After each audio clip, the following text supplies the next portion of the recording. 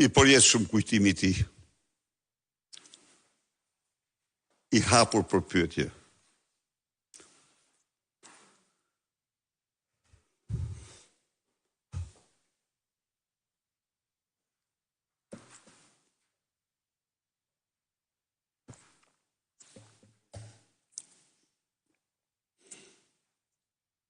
Zoti Berisha, cili është qëndrimi i Partisë Demokratike ndaj protestës qytetare që prej 5 ditësh sot bëhet dita e 6, po protestojnë para godinës së qeverisë?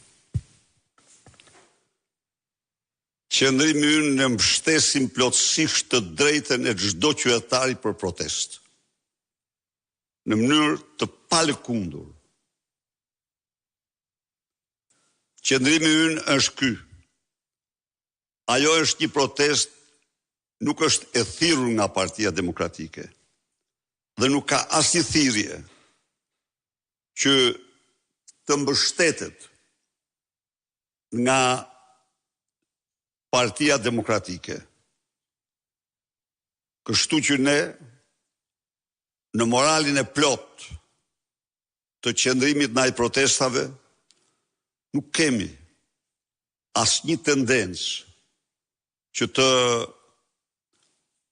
kemi, pra, qëndrimi ynë është respektimi i plot i protestës. Nuk mund të marrim përsipër asnjë hap i cili mund të krijojë debat të çfarëdo lloji. Pra ne respektojmë,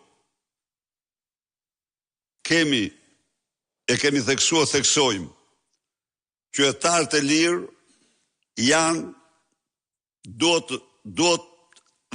qytetarët e lirë kanë të drejtën të protestojnë për çdo gjë që ata e gjykojnë të arsyeshme.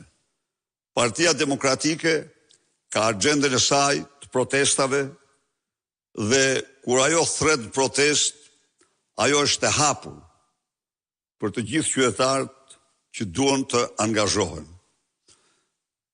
Në këtë kontekst, ne, thash dhe një herë, respektojmë plotësisht protestën.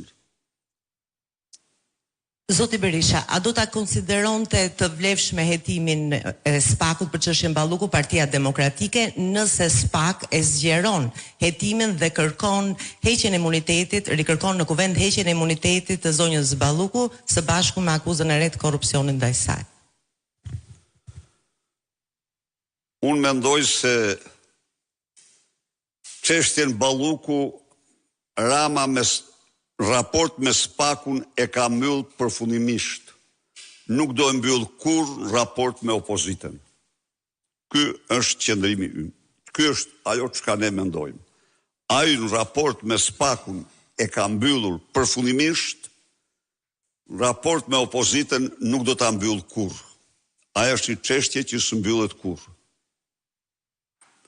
Berisha, Mariglen Kume nga MCN-TV. Pak ditë më parë, zoti Berisha, në prokurorinë e posaçme ishte një prej antarëve të